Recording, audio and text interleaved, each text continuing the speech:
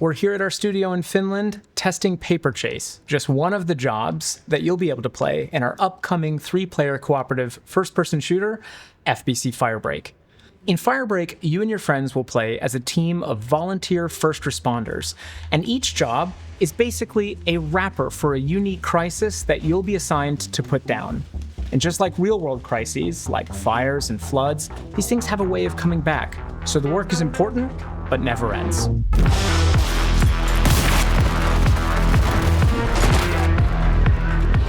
The FBC has been locked down for years at this point, and everything you could imagine going wrong in a place like the oldest house has now gone wrong, and those things have turned into jobs for Firebreak.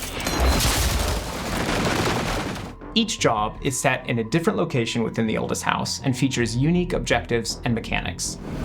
Paper Chase is set in the executive sector, and there's only one objective: destroy sticky notes.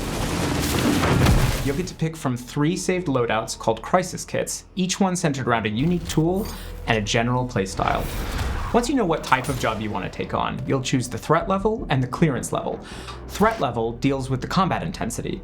Clearance level is all about the complexity and the length of the crisis that you're going down to face. Now, both of these levels deal with a few other cool things, but we'll talk more about those in the future. Coming from Control to FBC Firebreak, there are some key aspects of the franchise that we really want to keep holding on to.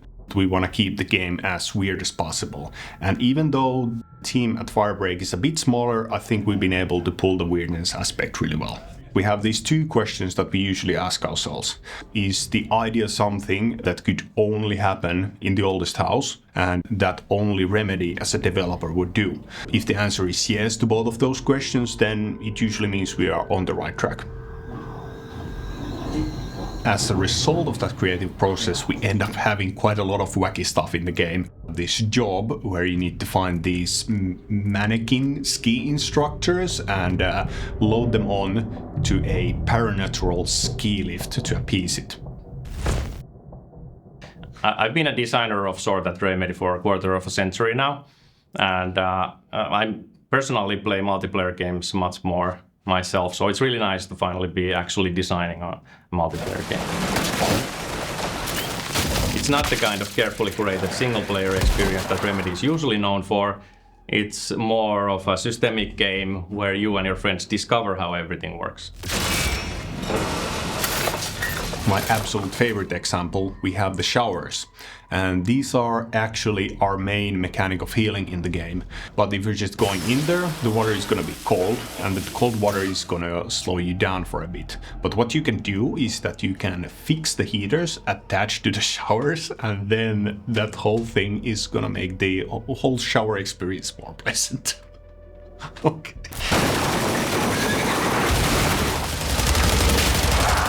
When we talk about being different, we applied that same thinking to our crisis kits.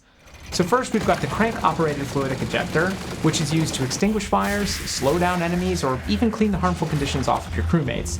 Then there's the electrokinetic charge impactor, which is sort of like a defibrillator had a baby with a pogo stick. And the big wrench, which is, you know, a big wrench.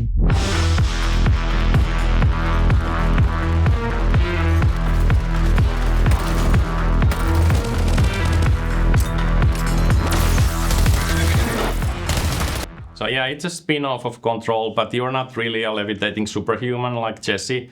You get your power more from gadgets and using paranatural objects, and then of course you get power from the fact that there's 3 of you. Well, actually, still only 1 of you, but you have 2 friends. Or I hope you have 2 friends, or get 2 friends at least. The combat is not just about the gun, the tools also really matter. So for example, your friend can be using a water cannon to cool off the hot heads of the hiss, and then you can be just finalizing the deal.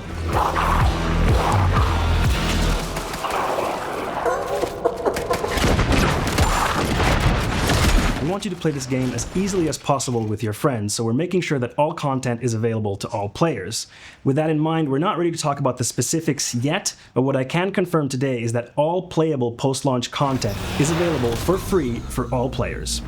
Once the game is in your hands, we want to hear from you, the community, on what you think about this game, what you really like about the game, and the things that you might not like so much, because all of those things together will help shape the game in the future.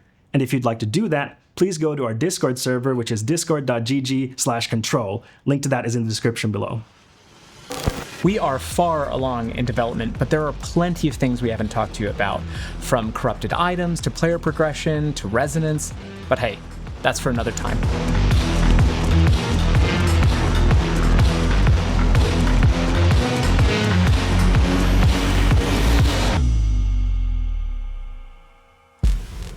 Only Remedy. Remedy. We'll play as a team of volunteer first responders. Sorry, I lost that. It's not just about you having showers, though. It's also about your friends having showers. But let's not talk about showers anymore.